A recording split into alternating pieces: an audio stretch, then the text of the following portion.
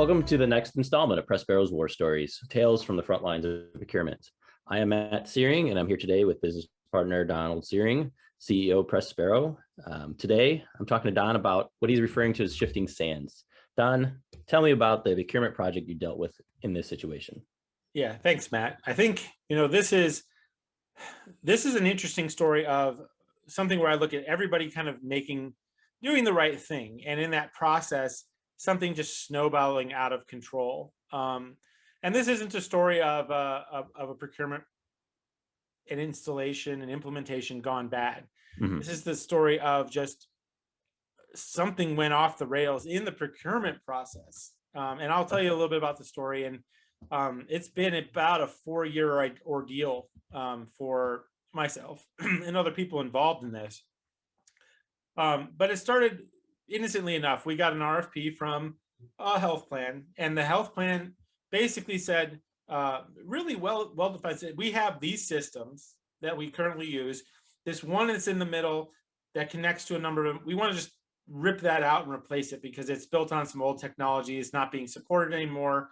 This happens a lot with Microsoft technologies where they'll say, oh, you know what, we're not supporting that stack of technology anymore. You need to upgrade it or move it to something else because if it ever breaks, there's no way to fix it. Yeah. So in that process, we got this RFP, and I looked at our product and I looked at what their architecture was and realized that in order for us to fill in that little box that they wanted replaced, we would have to tear parts off of our software and custom build something just to snap into that hole and plug into the ports and stuff that they wanted filled. And we did the price estimation on it and realized it was going to be expensive to do that. And I looked at it and said, you know what, we could also offer another option, which is to take our software as a whole, snap it in, and that we could actually replace about 4 other systems. I think the total was about 5 or 6 systems that I thought could be sunset just using our system. So just turning it on we could get rid of some of these other systems, which would save them some more money. So we thought it would be a good opportunity. So when we responded to the RFP, we gave them the option. We could do this, and it was X amount of money. We could do just a normal implementation, and that would then sunset these other pieces, and that would be actually less money. And we went through that process. We made the finals. We went down and presented to a room full of people that were involved in this process. There again, like a lot of healthcare. You've got your IT, you've got your business, you've got your salespeople, your broker relations. There's all these people in the room, and we presented our solution, and they let us know that they really liked our solution, and that we had been selected as the right one to move forward with. But they needed to kind of sort out and make a sales process internally about all these other systems going away. And so they invited us down, and we spent, I think I spent about a week there meeting with different people, talking about the different pieces of software that could be removed, how our system would be installed, how it was hosted, and all of that. And I walked through that whole process. And we were feeling really good.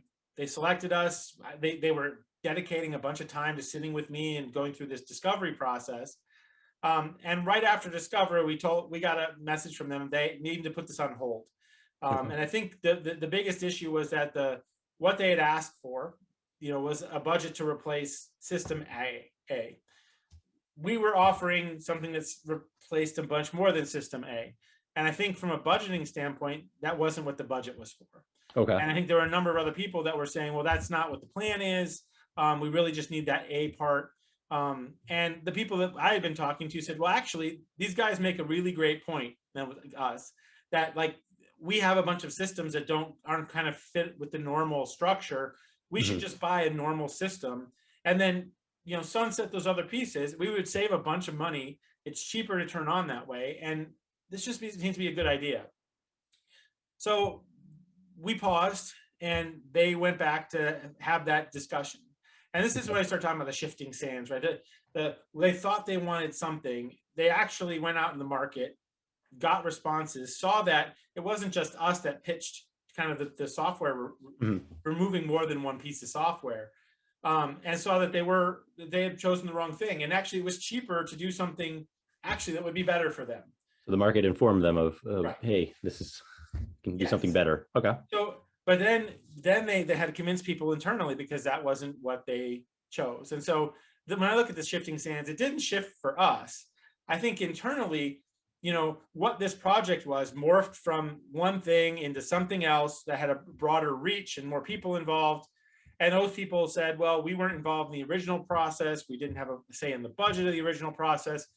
So we sat and waited for a few months, doing what sales organizations do. Hey, we won this RFP. When we kicked it off, what's next? Come on, let's get this moving. We've got a bench of people that are ready to jump on this project and turn it on for you. Mhm. And then they basically said, well, you know what?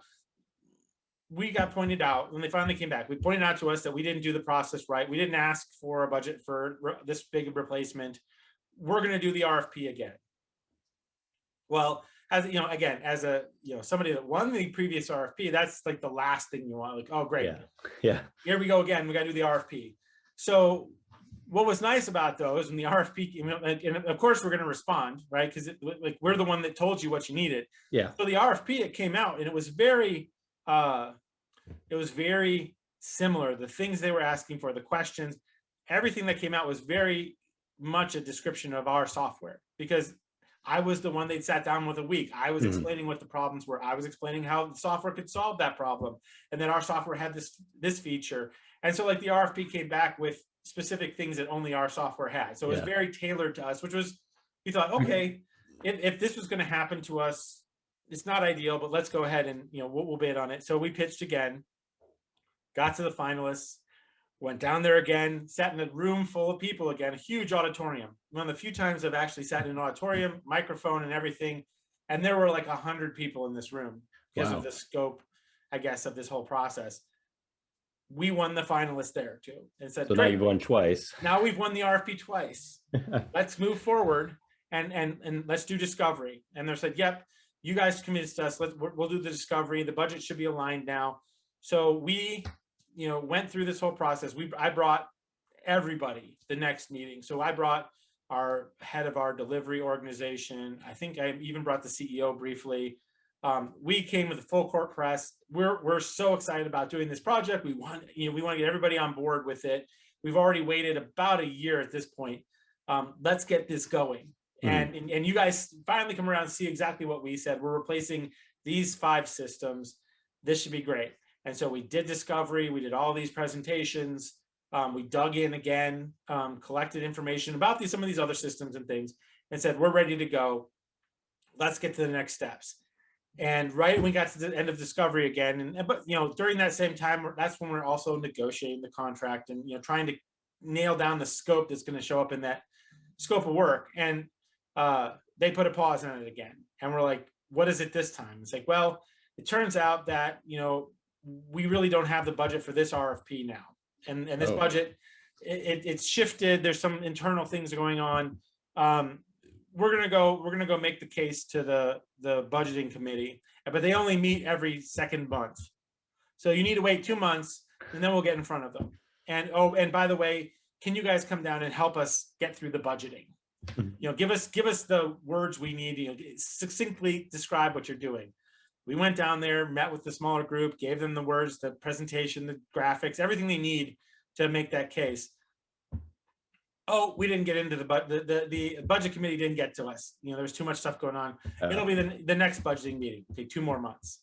And so, again, my CEO, our board, our salespeople are like, what is going on here? This is now almost a year and a half. And we went through, and next budgeting committee. Okay, we made it in front of the budgeting committee. Now they're thinking about it, and they'll let us know in the next. So it was 6 months for essentially 3 meetings. And at the end of that, they basically came back and said, well, it turns out that one of the other systems that we had brought in to replace, apparently it had also been torn up, like they would propose to do to our software to start with. But those people, they were already paying them an enormous amount of licensing fees. And they claimed they had all these capabilities, and that if they knew that this was all going to be the one thing, they could do it as well. But they weren't included in the RFP. Oh, okay. And so the budget committee said, until you can prove that an existing vendor can't do all of this that has just been pitched to you, we're not going to approve the budget. So if you can come back and approve that, let us know, we'll do that. And we were like, well, I guess we're stuck waiting for you to, how are you going to do this? And our, the champion of the project was like, yeah, we've been in this for 2 years. We know what we want. We know that that's not going to get there. We really do need a new piece of software. We'll try to convince them.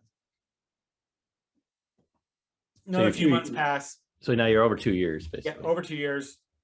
End of 2.5 years, we were finally told, budget committee's not budging. We can't make the point. They want us to use the existing software in the configuration it is. So we're done. So we waited 2.5 years. We pitched twice. We won 2 RFPs.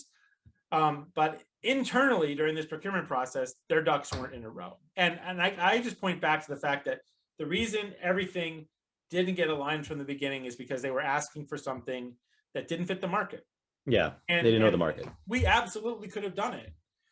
It just would have been expensive. And, maybe in an ideal world, I should have just shut up and we should have just sold the expensive piece. But as a, someone, we try to partner with our clients. We want to have their best interest in mind. We want to show them that there are better ways to do things.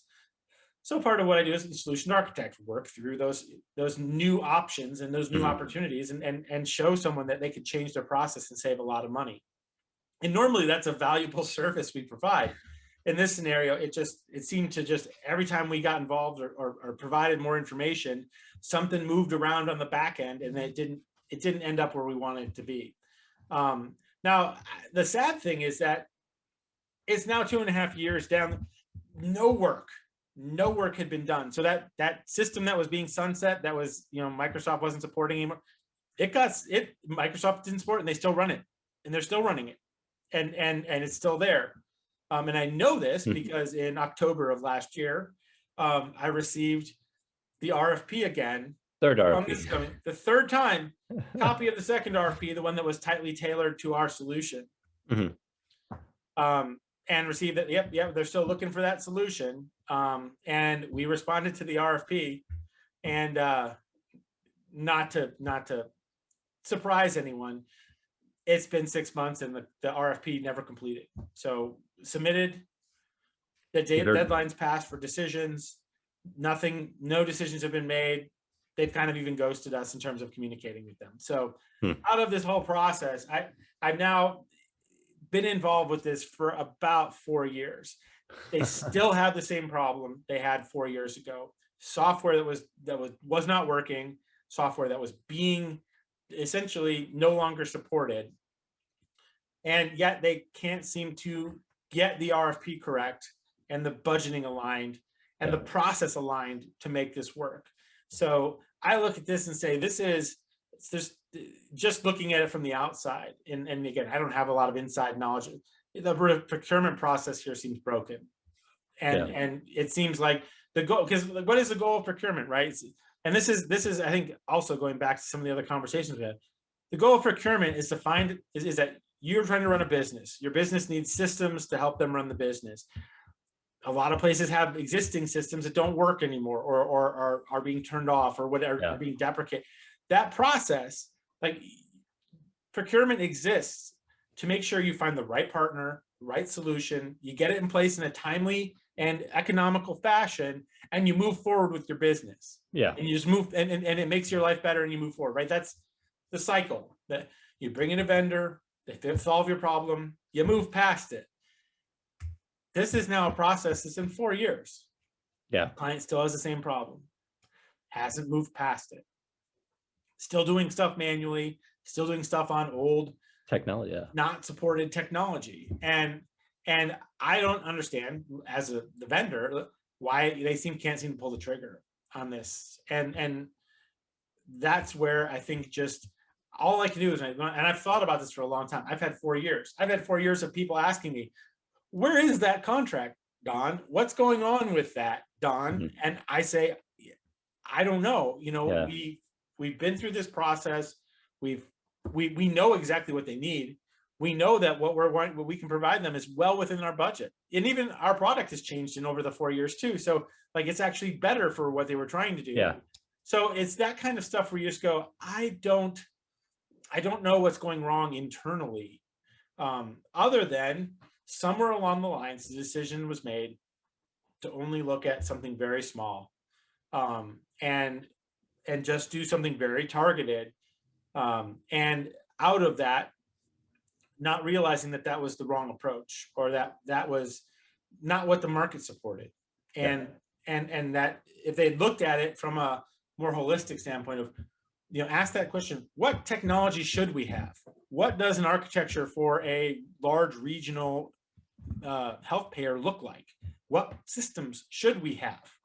Yeah. And rather than saying, I bought in the past, I had to piece together A, B, C, and D, and then I have C broke, so I need to replace C.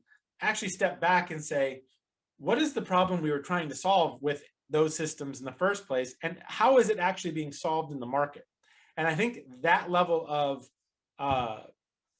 guidance, of information, that's the part where it got missed. And they're looking at this as, I'm going to replace bits and pieces. You look at it like from a car standpoint, right? I'm repairing the pieces of my car, and the engine broke in my car, so I'm going to replace the engine, and never step back and say, the point of a car is not to own this car. The point of a car is for me to have transportation, right? So maybe how much breaks before you step back and say, does it make sense to get a different car? Yeah. And that's the part where I just think there's a lack of the understanding of what's in the marketplace.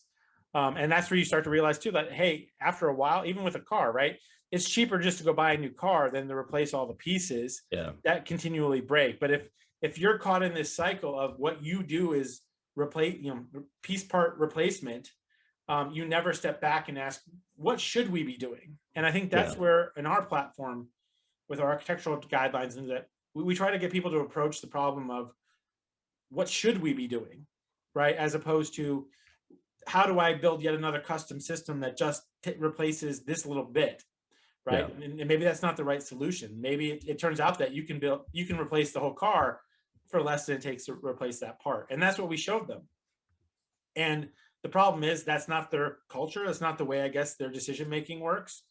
And yet they continue to fight through that process. But at the end of the day, it's a problem that still exists 4 years later, and it didn't get solved. So I look at this and say, procurement. I understand procurement. They followed all the rules, I'm sure. I'm sure they go through all the procurement processes that have been dictated. It's a large company. There's a lot of process that goes on there. And I'm sure all the T's were crossed and the I's were dotted. But at the end of 4 years, the problem still exists. So procurement, what is your goal, right? Is your goal to cross the T's, dot the I's, and make sure the process is followed? Or is your goal to actually get your business users the systems that they need to make their operations work better?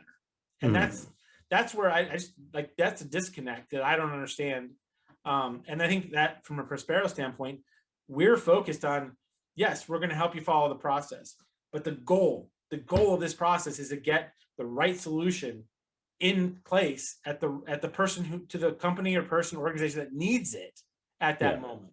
Well, and like our competitors, they offer like, here's an RFP process. You can put out the RFP. Well, the RFP was spot on. It sounded like you said that it was well defined. Like, that's not the issue. The issue was they didn't have market analysis as to what's going on, where's the market, what can be, what's the overall goal here. And that's where we go above and beyond just being an RFP provider. We're helping advise the buyer and the vendors, but the buyer here in this situation, what they need, the solution. Like, what are you looking for? And that's the thing too, as you start to go through this. I mean, maybe we're starting to see a shift. I know that I've seen a shift in the last 6 months of buyers really asking for kind of this concept of the rationalization of their vendors, right? Looking back, and maybe we're starting to cross that boundary where the technology has moved enough with AI and with the deep learning and those kinds of things that people are starting to ask the question, like, do we need all these platforms? Do we need all these pieces that we had in the past that we pieced together to solve a problem because there wasn't a solution? Maybe it makes sense to go out and look at what's out there now, re-architect, design the system to work for the users. And then that's maybe that fundamental shift is happening. I don't know. It seems like I'm seeing more of that, but it's certainly not all the way across the board. Again, our largest customers and our largest vendors or buyers in the space, we see these kinds of questions being asked, and maybe it will start to percolate and trickle down to everybody else to start asking some of those questions. But this is a good time to find the right solutions. There's a lot of great technology out there. The transition from hosted to cloud hosted, software as a service to business process as a service, and platform as a service. There's all these options now where people can actually rethink the approach that they had originally. Mhm. And there are a lot of open areas for that. And I can say in the healthcare space, and especially in the health payer space, and even in the healthcare space, there's a lot of really entrenched systems that are old, that are that work, but in terms of the broader scale, they're worked around when they Yeah. have to, right? They're not like, hey, this system connects and it all works together. What we see are walled garden systems that you end up building and buying custom things that fit around that to make it work better with everything else. And that's Yeah. where, you know, that leads you down a path where now you're kind of boxed in. Now you have a system and a bunch of custom stuff that you have. When you want to replace it, do you go custom again, or you rethink and say, how do we just take the whole thing out and put something new in? And that's where I think, you know, people need to get to. And I think we're moving in that direction. But it's a great example here of the, you know, it was absolutely cheaper. It was half the cost to pull it out, put something new in. Even when it talks about moving data between the systems and repopulating the new system with the data from the old system, it was way cheaper to rethink some of this, and really fit in with the structure of what was out there. And when you do that, you can throw away your customizations and your custom pieces. And now you open up to other connections with other systems that play in these more open ecosystems that are here today. You know, Awesome. and these are the things that, it's not just me saying that you need to go do this either. The CMS and, you know, Centers for Medicaid and Medicare system, this is their directives now of this information has to be opened up, right? You have to share information between systems. The concept of your EMR living by itself and it's just your system and you can hold on to it. That's old thinking. You're required now to make that information available to the member, right? You're required to make that information available to the patient. And that's opening the doors there. It's another great opportunity to start looking at, how do I replace these systems at a bigger scale and move into the modern kind of era with the systems, and really look at the cloud hosting and things like that. And look at the platforms that are out there that preach the interoperability between these systems, whether it's a CRM system, whether it's an EMR system, whether it's a you know, some sort of tool that transports data. Finding the ones that are open, that interact with other systems and make that happen. That's the future, and that's where everyone is going on that. Donna, I appreciate your time on this 4-year journey, shifting of sands, the 3 RFPs, thinking you won, you know, all the 2 of them, and then keep getting hit with another RFP. That's definitely a long journey on that one. So I thank you for your time and definitely the story. Awesome. Well, thanks, Matt. Thank you.